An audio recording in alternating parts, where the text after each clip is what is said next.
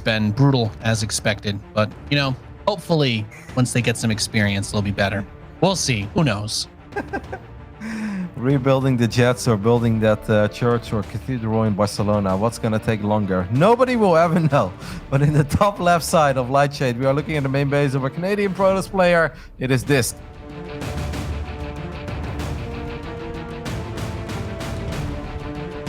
And his opponent, spawning as the red Terran player in the bottom right, repping Storm Gaming, he is MaSa.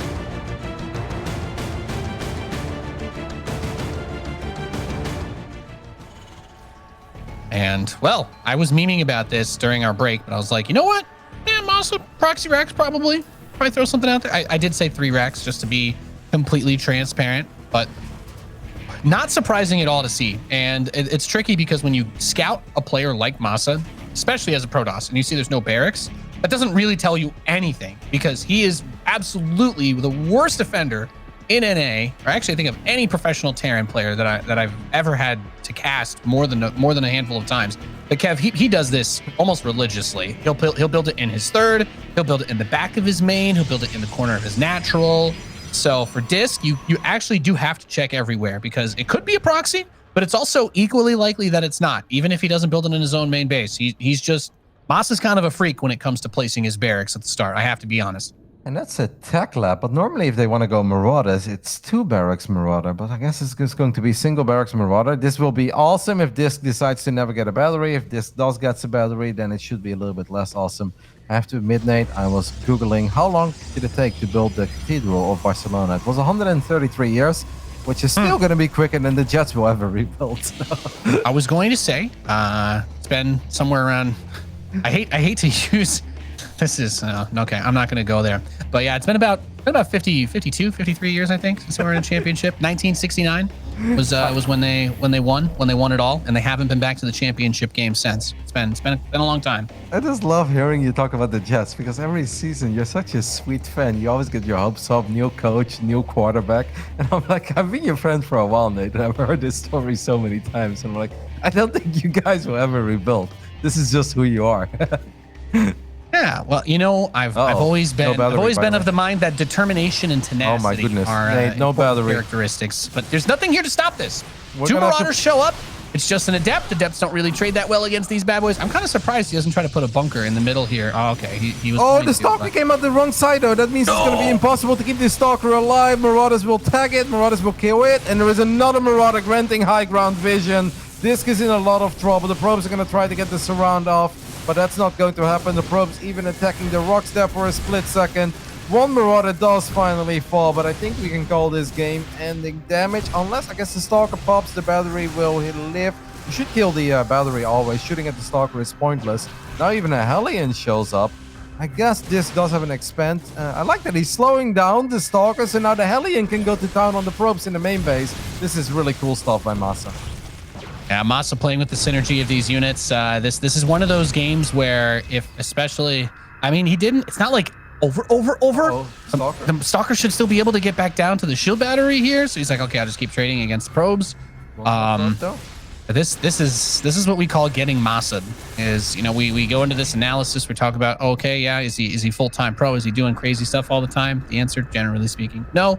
But he'll still show up and do these types of builds and crush you. A probe almost killed a depot, worth pointing out. So welcome to America. I know. I mean, I once upon a time lost a lower bracket final because a probe killed my pile in the power 2 gateway. So I will never make fun of anyone losing anything to a probe. But still a very good start for MaSa, but you're right. Definitely not game-ending damage because this is still 2 bases against 1. And DisK is making the correct choice of going for the robotics facility as the follow-up.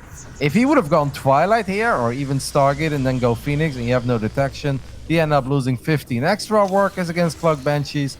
At that point, sure, it's all over. But with the Robo, DisK should at least be able to make this a playable game.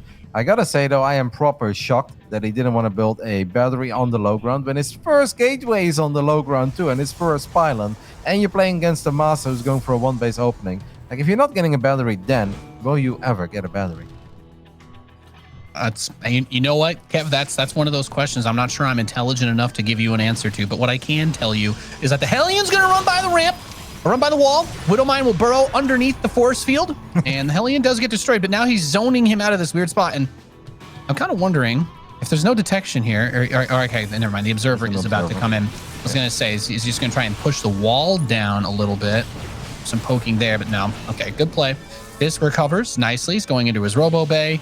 But meanwhile, if you thought MaSa was just going to go into regular bio, you're wrong again. Is he building stuff with his barracks? Sure. But it's Cloak Banshee as the follow-up. It's just nonstop. I'm going to throw every unit in the game at you in the first 5 minutes. He actually just used the chrono, so you can't even recall an observer. But the good news, I guess, is that another observer is about to pop. But we are still going to end up losing a few more workers here. Make it 4 probes, I guess, in total. Even though Banshee wants number 5, Banshee gets 5. Even gets number 6, and random lucky or unlucky probe number 7 also pops out of the Nexus. This Banshee is taking a lot of damage, though. Will it live? No, it doesn't. But I still think that MaSa should once more be more than satisfied with that. A lot of lost mining time and 7 workers going down. There is another Banshee heading towards the main.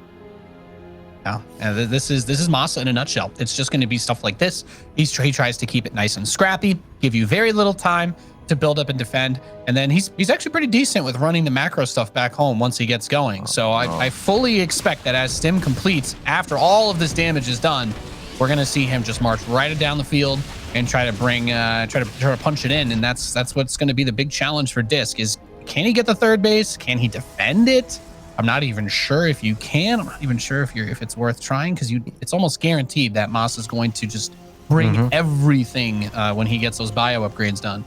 Yeah, this is the funny thing. I actually think what you said there towards the tail end of all of it is the most important. Should you even try? And I actually think the correct answer is no. I don't think DisK should go up to 3 bases now, even though that's supposed to be the standard. But if you've lost 24 probes in a 7-minute game, you've got no Forge, no Twilight, you've got a tiny army. Do you really want to go up to 3 bases just because you're supposed to go up to 3 bases against someone that is most likely going to attack you anyway?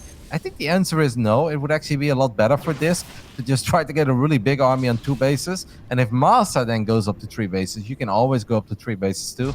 But at least wait until your army gets a bit bigger. Because I can guarantee you, MaSa wants DisK to drop that Nexus. Oh, 100%. 100%. MaSa is one of the few guys where a few Terran players left that still plan their build around like floating a main base out to the 3rd if they have to sometimes. And you know, he is going to start the 3rd command center, and it might have been in vision of that observer that it was kind of parked in his base. No, he did not see it. Okay, so anyway, he's one of those guys that's more than willing to giga commit in a situation like this. But I think he's playing this one a little bit closer to the chest. Doesn't want to risk it too much with 3 tanks, and the army is totally out of position right now. Yep, and this is a really bad army to run into 3 tanks. I think pop battery overcharge and just go for it and hope that the tank shoot at a unit that is getting healed up by battery overcharge. But one of the tanks is even in range of that battery. That means the battery is going to fall, and there really is nothing that this can do here, because this is not an army. There's even a drop in the main base that's going to grab a handful of probes. I'm afraid that game 1 is already all over. MaSa, with some shenanigans off the back of the 1 barracks proxy marauder opening, is just completely steamrolling DisK here. Yeah, got a huge supply lead, took out the battery and the natural. The overcharge was used in the main base to try and defend against that drop, but that battery, of course, was picked off since there was nothing there to really defend it. And now MaSa has him kind of cut off on the natural, so he could send some units to the 3rd if he wanted. There's nothing really over there, as you said. He is, he's pretty much steamrolling him at this point. He's got not a whole lot left to do, Roddy. Just kill some probes and wait for your opponent to tap out. He's got another wave coming in behind this. Yep. There are 2 Colossi alive, which is great, but siege tanks known for killing Colossus. Reinforcements have arrived. There are a couple of Marauders in the mix too. The Zealots are going to try to do their best to get on top of these tanks, but these are Zealots without charge. Game 1 simply was all MaSa from the very get-go. And I'm just really surprised. Like, this entire game would be so different if he warps in a battery. If you go for your first gateway on the low ground, why would you not warp in a battery? I am stunned by this, actually. And he even scouted that MaSa didn't have a barracks at home. He did know it was double gas, but not building a battery the moment the Cybercore finishes up is insanity to me, mate. Yeah, no, that's crazy. And again, it's just another part of the influence of playing against MaSa. where you tune in. It's like the kung fu movie or whatever, where the guy comes up, he's like, I have the drunken fighting style, and what I do is not going to make any sense, but I'm going to hit you a lot, and I'm going to be unpredictable. And that's MaSa. He went Proxy Marauder, Hellion Run By, Widow Mine at natural ramp, Banshees into just regular Marine tank and a big push. And like you just can't. You're like, okay, well maybe Proxy Marauder, I could have guessed he might have done that, but everything else that happened in the order it went, still just, it's a lot to deal with. He just caused a lot of chaos the whole way through. No, of course, all of that is true, and MaSa is really good in scrappy games, and MaSa is good in finding ways to deal damage, but it always starts off with the first thing that deals damage. Like, analyzing whatever happened later on is kind of irrelevant, because it goes down to the beginning, where we lost, I think, 11 probes to the Proxy Marauder, and we lost our first Stalker, and then we were still forced to build that battery in the end. If that first battery is there, the first time the 2 Marauders show up, worst case scenario is that like you lose the Zealot maybe if it kites too far away, but that opening really cannot get a whole lot done. Or the Marauders try to kill the battery, but then you've got a Zealot that's swiping away at Marauders, you've got an Adept that's shooting at it, and by the time that the battery falls, then your Stalker comes out and he doesn't take any economic damage. But it's just one of these scenarios where it's not like maybe I should get a battery. No, 100% of the time should you get a battery if you go for a 1-gate fast expand on the low ground against a Terran that's building their first barracks outside of their main. And even if that battery would be completely useless, that doesn't matter. You're still ahead because it's 2 base against 1 base. So why would you stress too much over the 100 minerals you spend just to be safe? I think you covered everything there, Kev. That's I obviously had no ability to say it that well myself in the first place, but it just got so messy, and I completely agree with you. Not having the battery there, losing at those first couple of units to the 2 or 3 Marauders, having to pull your probes out of your third. Nobody wants to do that. This poor man, he was forced to do that in the first game. Let's see if they can turn things around in the top left. He's the blue Protoss. He's DisK.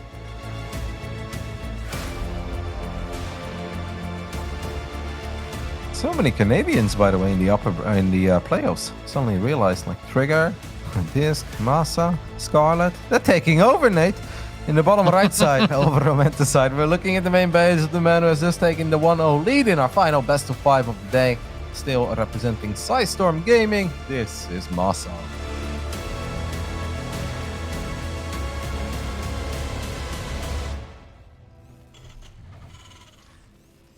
And hey, look at that. You wonder if MaSa watched Europe? Do you think he put his barracks here because of the gateway from earlier? Yeah. Do you think this is like a love letter to Skillis? He's like, I know Skillis, like most Europeans, he sees, American StarCraft's like, man, I'm not going to watch this. But if he was, this is like one of those tethers that reach across, it's like something you can't really see it. You can't really quantify it. You just feel it, Kev. You just feel it. There's a good chance he was watching it though, because that is TVP, and obviously a lot of Terrans watch it. Watch a little bit of Big Gabe for inspiration, and this is the same matchup that he had to play later this day, so I don't think it would have hurt. Maybe he didn't watch it live, but I can only assume that he went over the VOD. Now DisK is going to get a scout off. He will once more not find the barracks, but he will find his 2 gases up and running, so he knows that this is not a crazy 3 racks or 4 racks out there, and he's even going to see that the factory will be built at home. Now this probe is stuck, but I wouldn't be too upset about my probe being stuck if I at least know that you're building a factory at home. Yeah, exactly. It's not something that you're super concerned about. I feel like at least having the vision and knowing is nice, but this mostly boils down to the way that last game played out with the mind games that MaSa goes for, because we see, we see everything. We're the casters, we have the observer, we have the God vision. We know that this is not like a proxy in a traditional sense that's designed to actually deal a huge amount of damage and kill you. But DisK doesn't necessarily know that, because again, MaSa hardly ever builds his first barracks inside of his base. He just loves putting it out there somewhere, either near yours or outside of his, just to make it so that you always have to be nervous and never certain of where he's going. Why is he not shading? He got 2 hits off on the Good question. I don't know. He could have got it. All right, so DisK is going to cancel the battery after he realizes that this game, it is not Marauders. This game, it's a Reaper, and he's like, all right, and then I don't really need the battery. You can cancel it. But that's all good. At least he got it, right? And now it's like, okay, you lose 25 minerals, but you know that you are economically ahead, even though he seems like he hasn't been building too many workers. Wait, why are 2 workers not mining there? in his main base. Okay, he's fixing that now. But yeah, with the double Nexus, the double Chrono, DisK should obviously be able to get himself in a good spot. I like the Scout here. With the Adept, he's going to avoid the Widow Mine, and now he can just start working on the SCV. This is obviously a much, much better start for our Canadian Protoss player. For sure, is going to be able to get a little bit of damage onto the Widow Mine. Reaper goes into the main base. Got one probe, it looks like, so far. Zealot hit him a little bit, and the Stalker should be there to shut it down. Another gateway was started in front of the Reaper, but that doesn't really say a whole lot. I want to see him run the Adept in range of the Widow Mine right before the Shade finishes up, so the Widow Mine fires, and he could maybe kill the mine. Yeah, you're left. Dangerous plays. No, people do that. It's a good thing to do. I don't know. I've tried to do it myself, and I've never been able to succeed. So I find it funny, mostly because I think it's a really risky play sometimes. That's all. Yeah, I think the only risk you can really take is that you walk in range too soon and the Shade finishes up. Like, I don't think it really goes wrong the other way around. But I do think it goes wrong in the way where... And that's my fear. You gotta live a little. You gotta live a little, Nate. Come on. Okay, you know what, Kev? I do try really hard to never do this, but I have to give a chat shout out. Skillis is in the chat. He sees, he knows. All right. So that bond, that StarCraft brotherly bond across the universe, it's real, and that's a heart touching moment we all get to share together. Now for Skillis, it worked out pretty well because the Zealot and the Adept killed 3 SCVs, a Marine, a Hellion, and delayed the command center. MaSa's Reaper was a little less successful. Obviously, perhaps a smaller investment, but didn't quite get the damage done that he's looking for. I like the setup here a lot more for DisK. It does seem like MaSa, Nate, is gearing up for something very, very feisty, right? Because the quick factory, it makes it seem like, oh, everything is normal. We know it's not normal, because he went factory after a proxy barracks into 2 additional barracks, and he's now moving out without stim. And DisK has no idea that this is coming yet. And after losing the Adepts, he's not going to see this in time. Like, these Stalkers should be out on the map. They should be shaving up Marines at this point. I do still think that DisK can hold, don't get me wrong, because he's got so many Stalkers, especially if he gets a full volley off on these tanks before these tanks siege up. And DisK is like ready to move out, run to the other side of the map. He's like, oh, your army is here? Well, I guess I'll just start fighting it like this.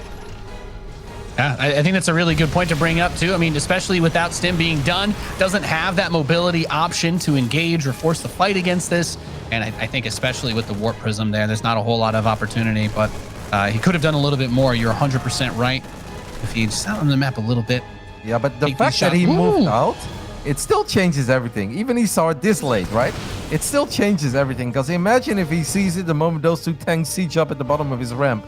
Then you don't want to engage immediately. And then by the time you're finally ready to engage, stim will be done, combat shield will be done. So he may have saw it late, but he still saw it in time. And now, sure, he lost a couple Stalkers, but it really wasn't all that bad. These Marines are pretty far out of position. Love the forward blink there by DisK. The tank count is not that high after DisK lost 2 tanks, or actually 1 tank on the other side of the map. Forward blink here, make the tank count drop to 1. And this one could very well be all over if the Blink Stalker micro is going to be perfect from here on out. Yeah, terrifying situation to be in. First tank unsieges. Second one that just came out is going to siege on the ramp. Could end up kind of getting weird with the blocking, but I don't know if he was expecting that to be the second one. So the first one's still shooting from the high ground, but all the bio's dead. Yeah, so you can just move up to the natural and just right-click the command center and say, pull everything, have fun. Yep. 3 Marines in a Marauder are very brave and move forward. He did allow the tank to get to the low ground, but you're right, this orbital is starting to take a serious beating. The eBay is in the natural too. Like, I would actually love to see this settle for the eBay, but he doesn't want to settle for the eBay. He just wants to get MaSa out of this game, blinks forward, kills another tank. And even though, Nate, he saw it late, he saw it just in time. Because this game is very different. If he stays in his natural 5 seconds longer, tanks siege up at the bottom of his ramp, is like, ugh. Now, at least he had 4 gateways and a lot of gateway production, but well done. That little move out, he was ready to just, I'm gonna blink into your main on the other side. And I was like, whoa, an army here? All right, I guess I'll deal with that first. Yeah, it's such a dangerous position to be put in, right? If the tanks are able to just siege with no contest, then the Marines just park on top of them, and you're basically saying, okay, Protoss, now you have to take a terrible trade if you want to have a shot at staying alive here. But not the way that it ends up going. And DisK, there we get to see a little bit of the flashes of why he is here and how he performed and finished 3rd place in that group. So now as we go to Oxide, well, I don't know. This is a map that's going to be pretty strong for those aggressive Terran builds, especially the ones that MaSa likes to do. So can DisK continue to weather the storm? Yeah, that was a pretty cool build by MaSa. Like barracks, factory, expand, 2 more barracks, and then moving out without any starport support whatsoever. There's a build where it can absolutely work, especially if you're playing at autopilot mode and you're just keeping your stalkers at home because you're waiting for that Widow Mine drop or the Hellion drop, and then you go up to 3 bases, suddenly the tanks in the bayou don't show up. I can absolutely see that build of MaSa work once in a blue moon, but since DisK had aggressive intentions himself, it just didn't quite work. On Oxide, yeah, I'm actually not sure. I mean, I think there is one thing I really don't do, and that's predict how MaSa is going to play. That's smart yeah. choice. That's just something that I can't possibly figure out ever, no matter how many games I study. We'll see though. In game 3 here, top right side, we are looking at the main base of our Canadian Protoss player tying things up after that victory on the Romantic side. This is DisK.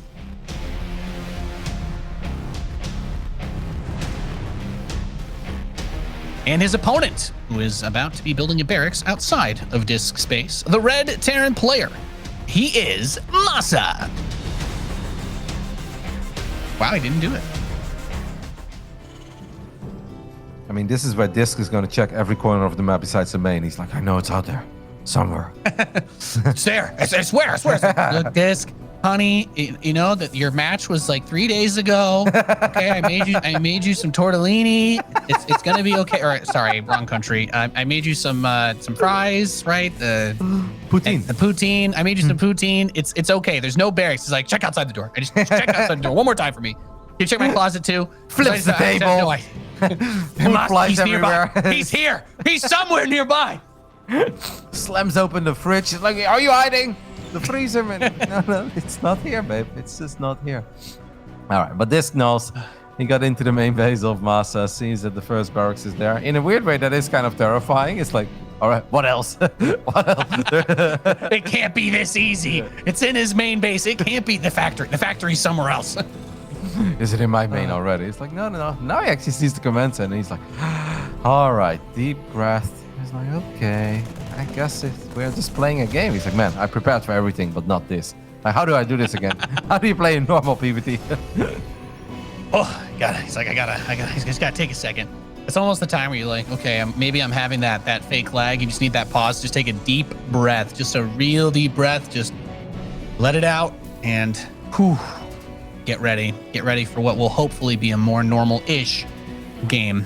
And hey, if that's the way that MaSa is going to do it, I think you got to have a little bit more respect, because I think one common pattern out of MaSa anyway, in especially these types of tournaments, is that if he beats you in the first game with a cheese, it is almost guaranteed he's going to do something else funky in the next game. And it's gone to the point where, we've had some of those old WCSNA finals that would use cheese, like Scarlet or Neeb, literally 7 games in a row.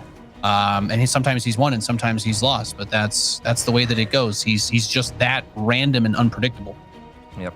MaSa still wins maps against Scarlet quite frequently, and that's one of the freakiest things in this planet that I really can't wrap my head around, because MaSa clearly is still a good player, but Scarlet should be at a different level. But there's something special about I don't know, any best of 3 or best of 5, and those two duke it out. For now, the follow-up is a bit odd though, because it was 1 barracks into reactor into double Reaper. Now let's take a look. There's only a single Stalker that is going to run into these 2 Reapers. 2 Reapers, I wonder if they could win the fight. I think with really good micro they could. But he doesn't want to kill the Stalker. What he wants to do is grab a handful of probes. First probe falls immediately. I think in the main, there is definitely potential for these Reapers to get a couple of probe kills too. Make it 2, make it 3. Pretty good start here for MaSa. Yeah, great value. He gets to see everything. He goes right past that Twilight Council. So it's like, okay, yep, this is about in line with what we expect to happen. And the robotics facility follows after. So we have an adept going across for DisK, and he's trying to check things out as we wait for that starport to finish. And MaSa should be, maybe easing up a little bit on the gas right now. Is not going to be able to do too much else after that. But to what you were saying earlier, again, my absolute favorite MaSa story of all time is there was a Canadian tournament that they had this great, it was actually really cool. They had a big budget. They did it at a movie theater in Toronto, and it was awesome. And it was just the finals, and it was MaSa versus Scarlet. And we get there, and MaSa's like, what did Terran do? I'm like, well, battlecruisers just got buffed. This was like 2 or 3 years ago. And he's like, okay. And that was it. Ended up just rushing and massing them like 3 or 4 games in a row. And I think he won. He said he hadn't played in like a month or something. It was hilarious, but that's just the way it goes. MaSa's just a very weird player that doesn't seem to be shaken up by either breaks or just doing random stuff. I want to point one thing out, and I actually really like it what DisK is doing here, and that is that he's going up to 4 gases before going up to 3 bases. So this is a bit more defensive. This is not something you would, I think, want to do if you go up against a Terran that you're really fearing, that you think is, I don't know, just going to throw aggression at you immediately or could play super greedy and that you don't want to play in the late game. But what this does do is that it gives him much quicker access into the Robo Bay. So he's going to have pretty quick access into Colossus, and that should deal with a lot of Marines early on. And I think DisK will in general approach his best of 5 where just try to stabilize on 3 bases, get some Robo units out and Twilight upgrades, and then I'm going to be fine. There is, however, a curveball that MaSa could throw, and that is, of course, the Raven. That Raven has the potential to drop an interference matrix at a Colossus, and if it does that, well, then the rest of DisK's army is obviously not going to be that intimidating. So I think the Raven here, Nate, is going to be the MVP and in a weird way the decider of this game, because MaSa is not slowing down. He's not dropping a 3rd CC. He's dropping barracks number 4 and 5. That's right. Sees the Observer 2 with the Raven. And, big push out of MaSa, very standard, exactly the kind of thing that we expect out of him. And as you were saying, Roddy, the Raven, unbelievably important. Not only can he obviously shut down a potential blink into his base since, he doesn't want to risk losing the Observer, but as he stims and comes down this ramp, that's a wild one. I think he did this to make sure he could get the Observer. So he's like, okay, I'm going to stim. Maybe I'll kill 1 or 2 of the Stalkers. And he does actually get a few of them too. But at the very least, he dislodged that. And to your point, and just to finish briefly, Colossus, he can shut him down with the interference matrix. Yep, and this is going to be pretty damn all in. Even though MaSa has 50 SCVs, I wonder if he even thinks of SCV pulling, which doesn't make a lot of sense against Colossus, but this is NA StarCraft. People do crazy things, especially when they want to be aggressive. +1 is close to finishing up. I feel like this could have started charge a little while ago. It's really not expensive. An upgrade, 1 scouting Stalker. Right now, at this moment, DisK decides to drop a Forge, which I think is kind of funny timing. He could have done that a while ago, or perhaps he should just deal with his army first. I do like what DisK is doing here, and that is moving his army very far out. The downside is if you do get interference matrix and the Marauder stim forward, you're going to have a hard time keeping these units alive. We have a force field go down. I think he's trying to bait out the interference matrix very early, but MaSa is not taking the bait. No, absolutely not. And he only chases up to the point where he can kill the 2 sentries, then pulls back. So he's thinking about, obviously the force field action, even though they were out of energy. And he's going to start to move that siege up towards the natural. This is what we talk about. Very popular sort of style to play on this map in TVP. Oh, no. You cut the Protoss off. Not a whole lot else that they're going to be able to do. He does get that interference matrix out. Yeah, but DisK has a battery here. He's on the high ground. He's safe. He can drop a battery overcharge. I would love to see him just run down this ramp now. Go for it. Battery overcharge. Why the hell not? He's got a lot of zealots. There's a disruptor that's going to join too. I like the blink towards the right because that's going to allow him to get at least 1 or 2 of these tanks. And now he can just run back safely to his battery. And this is still 3 bases against 2. MaSa has an absolutely outrageous amount of SCVs for a 2-base Terran. 56. I'm not sure what to make of this, but we are still going to fight. MaSa goes for the hot pickup, which does mean he's going to lose a couple of fire units. A few very brave Marines stimmed into the 3rd. I mean, this game is bananas, but I think the supplies are very deceiving because MaSa has a buttload of workers that he can't do anything with. Yeah, he's got a little bit oversaturated on the main and natural there. You could 29 out of 16. I do believe that mathematically speaking, after SCV 24, you do not gain any extra income at all. Unless the mineral patch is weirdly placed, maybe on one of those old janky maps, but that's not this one. It's funny, right? Because if MaSa had a 3rd base all along, I would actually really favor him right now. 61 workers apiece. He's got +1. DisK is still working on his own +1. There aren't too many observers on the map. I really wouldn't hate MaSa's position, but it is so deceiving right now because he's got 1 million workers that are not doing anything. Yeah, it's a very unfortunate spot to be in. He doesn't really have that huge army supply lead that you might want to in this situation. Does target fire down the Stalkers, or at least is trying to while they chase the Medivacs. And I do like that decision making because I don't think this all gets away. So take as many of the expensive units as you can on the way out. But the 3rd command center is now done. You're totally right, though, Roddy. I mean, if he had gotten that maybe a minute or two earlier, then those SCVs are like, okay, yeah, he's ready to just take his third. But How's that Raven still alive? Yeah. Gotta love it. It's getting a lot of value out of that bad boy. This is also kind of funny. DisK is now ready to run into a 2-base Terran, even though he is a 3-base Protoss going up to 4 bases. Drops a Disruptor on the low ground while still working on the rocks. Kind of a cool little play there. DisK has a lot of money in the bank, so I think if he fights here, it's not going to be a bad fight. Because obviously this is a moment where there are no ghosts on the battlefield, and if there are no ghosts, then Archons are actually very, very useful. But you can also ask yourself the question, do I need to attack here? And then I think the answer is no. I don't think DisK needs to, but maybe a Prism in the main, warp in a couple Zealots, and then try to get a good fight while MaSa is spreading himself thin across 3 bases. That could work out. Potentially, he's going to try and float it over now. As we were talking about, there's still that Disruptor inside of the Prism to be wary of. And I think the one thing that DisK has to be really careful about, because if he stays out here and MaSa forces a fight, that army gets pretty clumped up. And he is relying a decent bit on the Zealots to be tanky, the Archons to be tanky. But if he gets hit with that anti-armor missile, especially, he doesn't really have upgrades. You get to that -2 armor on those Zealots, and suddenly they go from my life for ire to I wish my life was higher, because they'll just die instantly. Not a very fun position to be in. Yeah, anti-armor missile has a lot of potential here, but I still think Interference Matrix would be the better choice. Because the Colossus are just so damn good against the Marines. But maybe now that we have this many Marauders and we've got tanks. Oh, lovely feedback there by DisK. That's a good play. Well done. Dirty. That was a beautiful play. Great catch on the Raven. Gets out. Didn't even lose anything pulling that off. Love to see it now. DisK wants to just seize the opportunity. Gets a Purification Nova into 2 tanks and some of the bio, and now pushing down the ramp. But the Colossi kind of shooting at the supply depot. So MaSa he's used the infrastructure to actually obfuscate the AI of the units that DisK has brought over. And the Warp Prism is going to bring in another wave to supplement this. Another wave of charge lots should be enough to push this back. That bio is getting very low. Roddy stimming quite a few times, and there's still 2 Colossi on top of everything. Really unfortunate for MaSa. This is where the ghosts show up, but the ghosts show up pretty much when all the other bio units have died. 2 Colossus still going strong, and I think this was good enough for DisK in the end. It wasn't the prettiest fight at first, and Nova was good.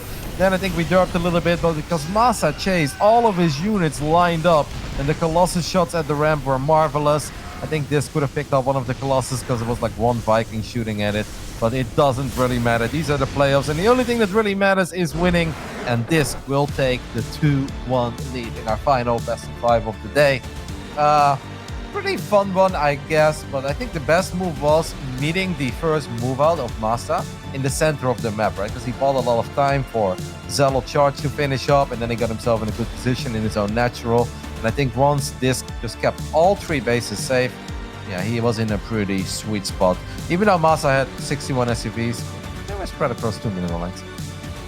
Yeah, not able to quite get it done with those extra SCVs on 2 bases, unfortunately. But we are going to take a quick break, and when we return, we will get to the conclusion of MaSa versus DisK. We'll see you in a few.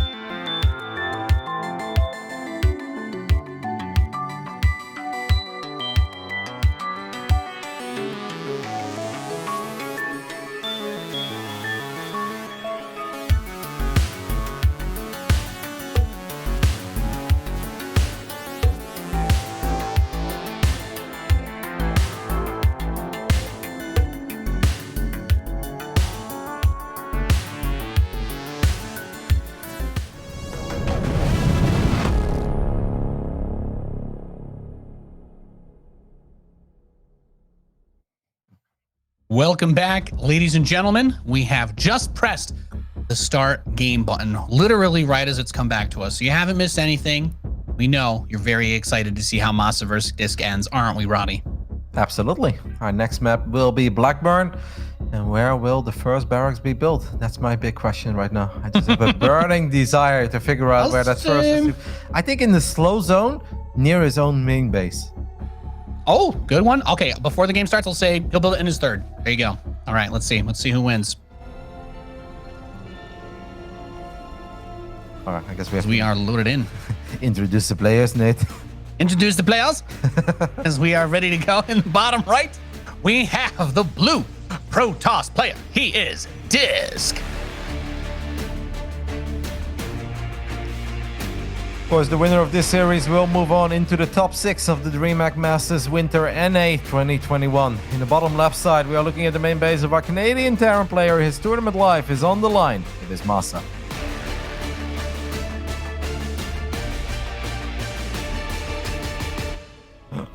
Wow.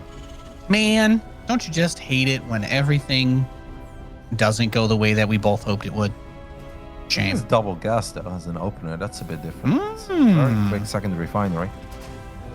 Okay, so is it possible that this is going to be just like that other, like the proxy game? Well, not really proxy, but the one in his third on Romanticide is going to be like that, where he just goes barracks, double gas, factory, 2 racks after, and he just wants to have the factory really quickly. Yeah, but he did expand as well, right, in that game, so... Yeah. I guess it could also be one base cloaked Widowmine. What about that? I mean, that sounds like a great. Yeah, nope, not feeling that. No? You're not? I don't know. One base cloaked, like armory rush Widowmine drop. Yeah, and then we obviously can expand afterwards, or we followed up with a Thor all in, like one base Thor all in. Like I could do the Thor. I could do with the Thor all in. That does sound pretty good. I guess I can see where you're coming from. You would build the Widow Mines while you're building the armory. So you do the drop of mines and then follow it up with the Thor drop. I see you're also a big fan of Acheron. Mate, I've died to that build so many times because it's really good against one gate fast expand Phoenix because I don't have detection forever. So once those 2 cloaked mines show up, and then by the time I finally take care of the mines, there is the Thor in my natural. I'm like, oh, I'm never gonna kill this with 2 zealots and a bunch of Phoenix, am I? But it's not gonna be that either because MaSa has already dropped a second barracks, and now I'm actually kind of confused. This could be one base with a mine drop into a 1 base marine tank follow up. It's once more, predicting MaSa is pretty much impossible, guys, because this man can do so many different builds. Not all of them are approved by the Twilight Council of Terran players, where obviously Big Gabe is the president, but MaSa can find a way to victory. Oh, for sure. If there's anything, it's that until I see the victory screen with DisK's name on it, I'm 100% open to the possibility of anything happening in this map. DisK could close it out. MaSa could do this drop, kill every single probe somehow, and we're like, okay, let's go to game 5. But yeah, that's kind of the magic of watching the the American StarCraft games, is you really just never quite sure what you're going to get, even when the packaging says one thing. I know a build that's very similar to this one, but they actually build a command center. But MaSa's just going to do it all of one base. Scouting here is obviously very important for DisK. He needs to figure this out ASAP. The forward shade, if he lets it finish up, he may spot the Marines in the center, and that could already be a little bit of a tell. Opening up with the Observer is maybe not super useful, but it might give him a heads up that this is coming. I'd love to see an Immortal in production now, but that's something that you don't normally randomly build unless you know what is actually coming your way. Now this Adept is going to see a couple of additional Marines, and now he does build an Immortal. We've got one battery in the natural. I really wouldn't hate a second battery. DisK agrees, but here's that medevac already. We're gonna have to kite a little bit with the Stalkers, but this is where battery overcharge can really buy a lot of time for you. Like, you can just stand here, even in range of the tank. With battery overcharge, this doesn't even hurt, Nate. Wow, he's soaking a lot of it from that siege tank like you were talking about. It's not costing energy, and Wow. Stalkers just walk up, kill the siege tank. And, yep. This, yeah, wow. DisK doing it right so far and looking good. Got an 11 worker lead, Roddy, although I'm not sure that economy is going to be something that we're talking about for too much longer in this game based on the way MaSa's trying to end it so soon. Yep. I do want to point out again how important that battery is, right? Like, if it's a 2-base against 1-base scenario, you want to get a battery. Now, even though DisK passed the first test with flying colors, if he doesn't know about the follow-up, this could still get dicey. And I don't know if he just kind of missed it there, but I think he did. If the tank and the Liberator sieges up, this could still get pretty dire. But now he sees the extra SCVs leaving, so he obviously knows that all he needs to do is build nothing but units. There is a Warp Prism that could maybe help pick up the Immortal, right? You can run the Immortal in range of the tank, kill the tank, and then just disengage. I wonder if he wants to go for the tank here. Like, the only thing I can ever see go wrong is if he gives MaSa, in a weird way, too much time, and Bunkers and Liberators and tanks start sieging. Because then, even if you have a 2-base economy, if you don't have Blink or Charge, things can get very dire. I'd actually love to see DisK just trade here, because any trade is going to work out for him, because he's got 39 probes across 2 bases. Like, I actually think... Oh, I like this as well. He's going to try to kill the tank while dropping the Immortal on the right side. That's pretty cool. But there are SCVs to potentially repair this tank. Yeah, he's going to need a little bit of burst damage on this for it to work. The Stalkers come down the ramp, gets a little bit of damage. Immortal has it low in red health. Still just barely alive, but was able to get the tank on the left side because everything repositioned. He gets the other 2. And look at this. Beautifully played thus far by DisK. Still a lot of Marines with a combat shield in his base, but with 4 shield batteries and a second Immortal coming down, I have to say, things still looking pretty good. I don't know what the plan is for MaSa at this point any further. The Prism does die, but the whole army's still here, and that medevac is going to escape with 8 Marines. But DisK I guess he's just going to go again. Just keep going and hope it works. But DisK can actually just run into the army of MaSa now, because he has done the most important job, and that is resetting the terrifying siege units, the Liberator, the tanks. As long as you reset that count, you're going to be totally fine. And even though this fight may look ugly because the tank is getting a couple of good shots off, it doesn't matter, because it allows him to get in range of the tank, and DisK does get the job done with a 3-1